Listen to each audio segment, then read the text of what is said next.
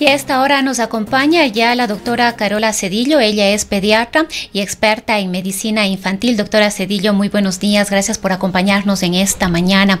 En esta nueva ola de contagios de COVID-19 vemos que la población infantil está siendo bastante afectada. En las olas anteriores no habíamos visto un incremento de casos tan importante, de casos pediátricos, me refiero, tan importante respecto de la COVID-19. Vemos que las salas de unidades de cuidados intensivos y las salas de hospitalización para niños están actualmente, si bien no llenas, pero con pacientes, algo que no habíamos visto antes, y probablemente esto debe colocarnos en algunas alertas. ¿Qué nos puede comentar usted al respecto?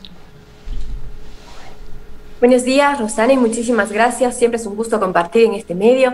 Bueno, en realidad es cierto que la niñez viene teniendo una cantidad importante ya de casos de COVID-19. Lo que podemos decir es que anteriormente también se contagiaban, pero no se visualizaba tanto como en estos momentos, ¿no es cierto? Cuando tenemos una claridad de una cantidad de contagios en esta forma masiva, ¿no? Ya estamos viendo entonces que normalmente son los grupos familiares, son los entornos familiares en donde esta niñez se está contagiando en mayor cantidad. Si un padre o una madre resulta positivo, pues realmente es muy probable que los niños también empiecen a contagiarse dentro de sus hogares.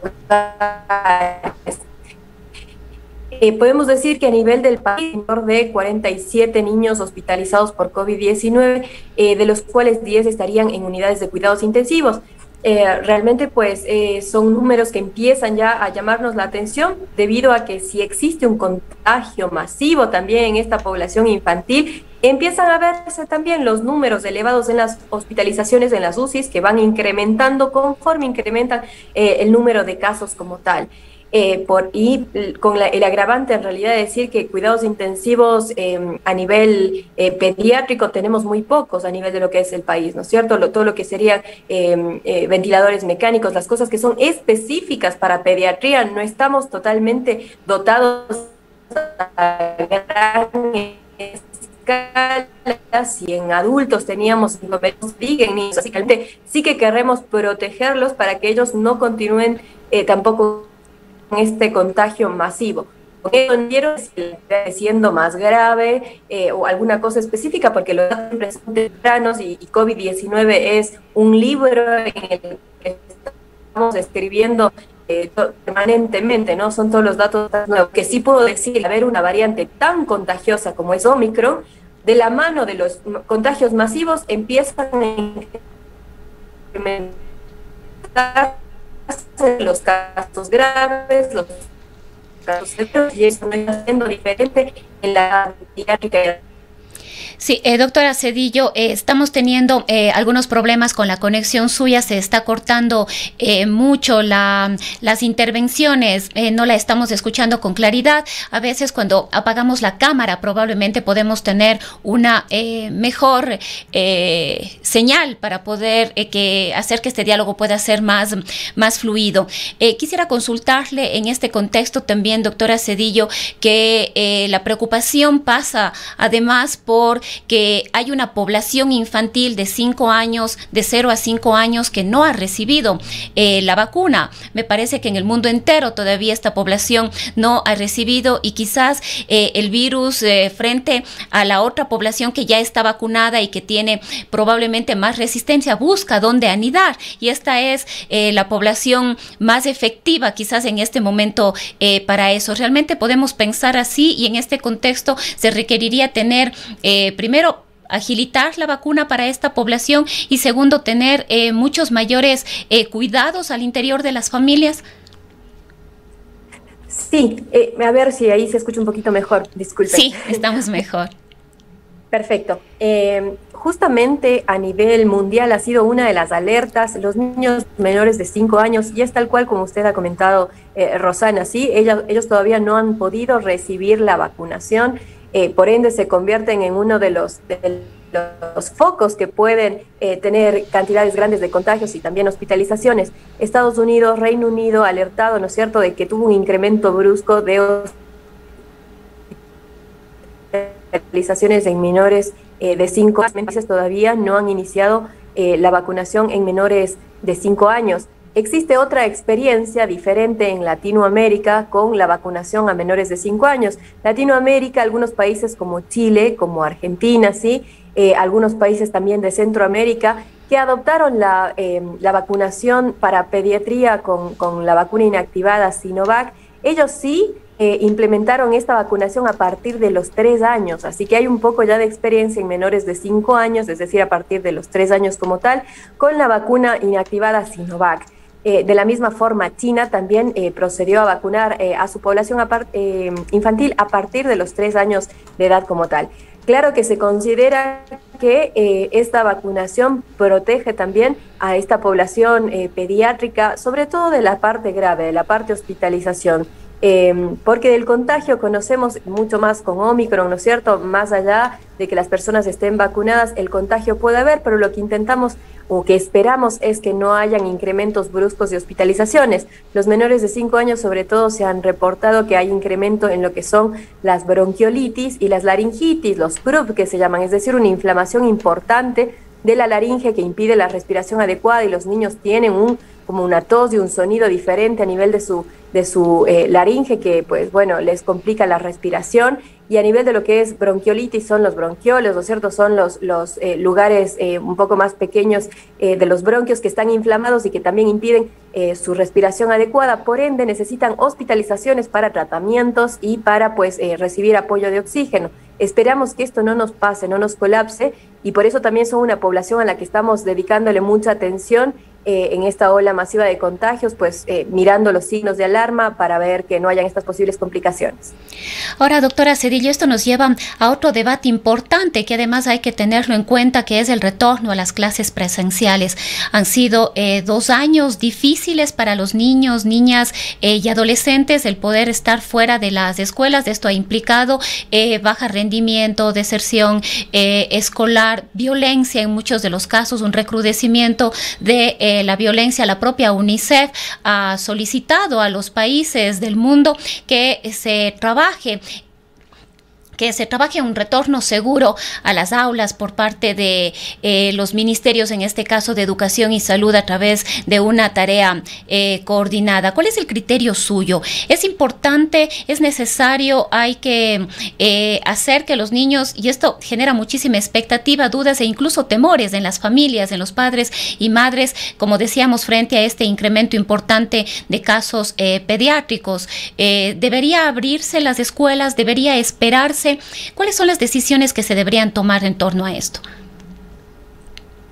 Bien, aquí vale la pena comentar lo que ha dicho OMS, lo que ha dicho UNICEF, ¿no es cierto?, el exhorto tan grande que nos hicieron desde el inicio de la pandemia. Las escuelas deben ser el primer lugar que se abre, deben ser las escuelas el último lugar que se cierra. Eso realmente hemos hecho casi que una militancia con respecto a ese concepto. Pero lo que sí considero, ¿no es cierto?, que hay momentos como este que estamos viviendo de la pandemia, donde el desborde es tan grande de contagios, los contagios son exponenciales, masivos, en donde también tenemos que tener entonces la precaución con la población infantil. Yo estoy de acuerdo que en esta ola de contagios que hubo ahora a inicio de año, después de todas las fiestas que tuvimos en el mes de diciembre, estaba adecuado hacer una pausa en cuanto a lo que es el retorno, debido pues a estos contagios exponenciales. Ahora, si nos podemos ver retrospectivamente, desaprovechamos muchísimas oportunidades para haber retornado pues a la población infantil a la escolaridad presencial. Ese es el problema y el cuestionamiento, y que después a última hora queremos abrir como sea las escuelas porque ha pasado más de 2 años y a este rato se contagien o no se contagien, abramos nomás, y eso no está bien. Lo que se debe propender es intentar que los contagios a nivel poblacional, a nivel de lo que son la comunidad, ¿no es cierto?, se encuentren más estabilizados. No vamos a esperar a que termine la pandemia, eso es un hecho, sí, pero debemos generar las condiciones que sean más seguras para que esta población infantil no vaya a contagiarse en forma masiva y puedan pues igualmente terminar con requerimientos de hospitalizaciones o llevar el virus a sus hermanitos más pequeños también, que puede pasar estas situaciones diferentes. Por ende, el posicionamiento va a seguir siendo siempre que debemos propender para generar este retorno seguro. ¿Y ahí qué necesitamos? Necesitamos muchísima inversión. ¿Inversión de quién? Del Estado, para que pueda garantizar pues justamente estos retornos seguros. Hemos hablado muchísimo sobre esto, ¿no es cierto? Que hay escuelitas que a veces no cumplen con todos los requerimientos básicos, no solo para el COVID, sino de infraestructura, ¿no es cierto?, de que pueden requerir mayor cantidad de niños que la necesaria, que a veces no cumplen con el tema de la ventilación, que no tienen ventanas suficientes, ¿no es cierto?, que garanticen. Entonces, todas estas cosas necesitan de una inversión y una voluntad política sumamente grande para retornar a los niños. No se trata en este momento de agarrar la bandera y decir hay que volverles y no importa las consecuencias, que vayan a la suerte de ellos. Eso sería una situación nuevamente elitista de lo que es la educación. ¿Por qué? Porque el que va a tener mayor recurso económico, por ahí la escuelita privada, va a tener mejor posibilidad de que sus niños no se contagien porque habrán tomado mejores medidas porque la posibilidad económica se los permite, versus el área fiscal, la parte rural que no tenga esta posibilidad de que los padres de familia o las mismas escuelas estén acondicionando completamente los lugares, puedan ser lugares de riesgo para los contagios de la niñez y población infantil. Entonces yo sí considero que hay que hacer ciertas pausas, el momento en que hay desborde, pero después nos corresponde generar todas las medidas, es decir, eliminar los eventos sociales no necesarios, ¿sí?, para priorizar el retorno escolar temprano, apenas podamos disminuir esta curva de contagios. Entonces, ¿qué sacamos? Si cerramos las escuelas y en el mientras tanto tenemos juegos de fútbol, tenemos fiestas, tenemos toda cantidad de eventos sociales. En Cuenca hace un par de semanas vimos que lamentablemente se había dado este evento en el Mall del Río, ¿no es cierto?, una cantidad igual de personas aglomeradas, y en el mientras tanto los niños, la última rueda del coche, que siguen quedándose relegados al último, esperando que ojalá haya las condiciones. De eso no se trata de generar las condiciones para retornarlos a ellos de forma segura.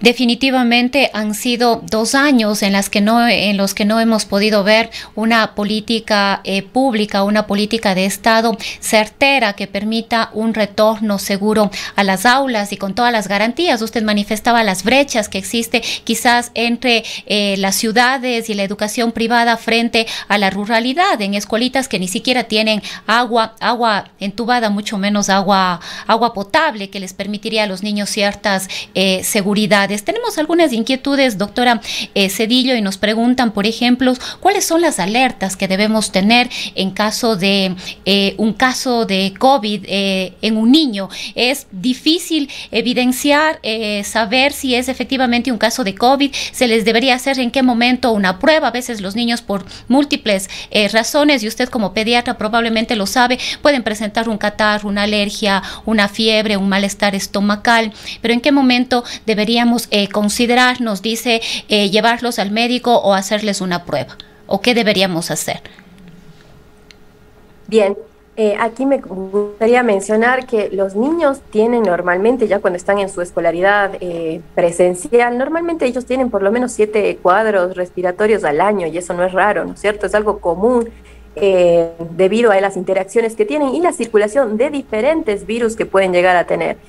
¿Por qué digo esto? En realidad porque los síntomas respiratorios son indistinguibles de otros virus, de una influenza, de el sincitial respiratorio. Cualquiera de los virus estacionales podrían ser, así como podría ser tranquilamente COVID, el hecho de que el niño tenga moco, tenga fiebre, tenga dolor de garganta. Cualquiera de estos síntomas respiratorios serían posible que sean COVID-19. Por eso aquí se vuelve tan importante hacer una estrategia de testeo con esta población infantil, porque no podemos saber de qué se trata, si es COVID, si es alergia o si es realmente otra de las infecciones como tal.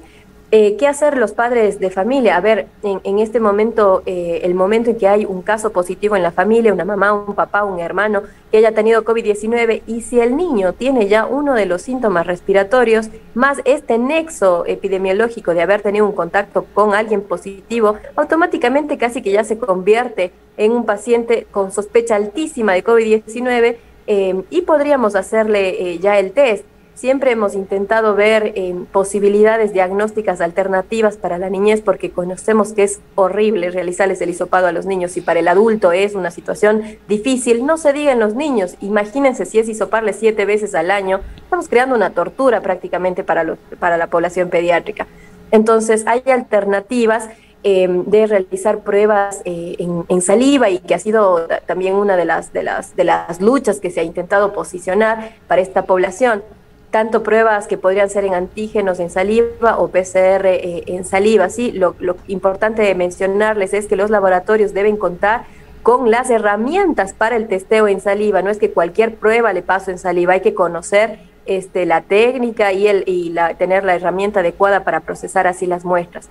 ¿Cuáles son los signos de alarma? Bueno, cualquier signo de alarma en la edad infantil con respecto a lo respiratorio es que los niños estén respirando muy rápido, que empiecen a tener los labios morados, que haya dificultad respiratoria, y eso se ve en las costillitas del niño que empiezan a hundirse, o que tanto el abdomen como cuando ellos están respirando se disocia, es decir, o sea, el abdomen va por un lado diferente con la respiración. Entonces esos ya son casi que signos en realidad de bastante gravedad, que no es que esperamos a que no lleguen a eso los niños para tener la atención, porque probablemente ahí ya estamos con un cuadro complicado, un poco más grave, pero no perdamos de vista estos síntomas que son ya como de suma urgencia, de que el niño está complicado en realidad.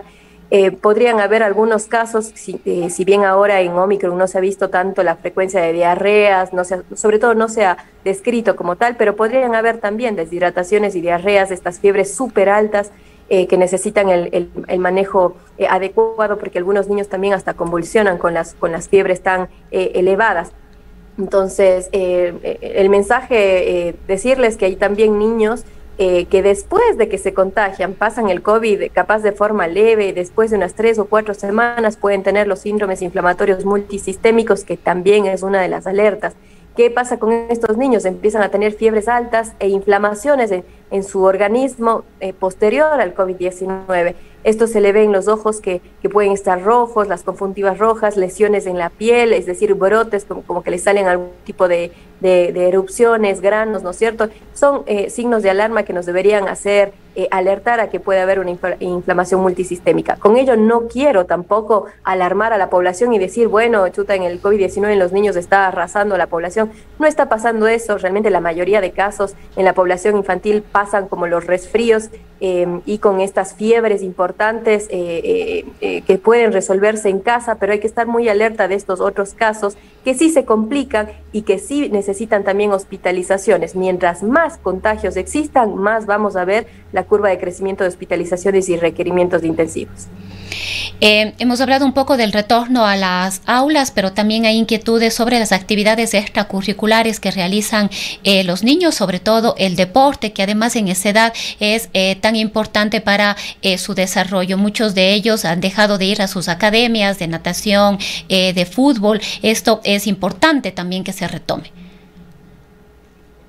Es totalmente cierto y adecuado nombrar, ¿no es cierto?, esas actividades extracurriculares, sobre todo que tienen que ver con deporte, a veces con arte, que sirven también realmente para la tranquilidad, la estabilidad emocional, inclusive de los niños en medio de un encierro tan grande que tuvieron ellos durante la pandemia.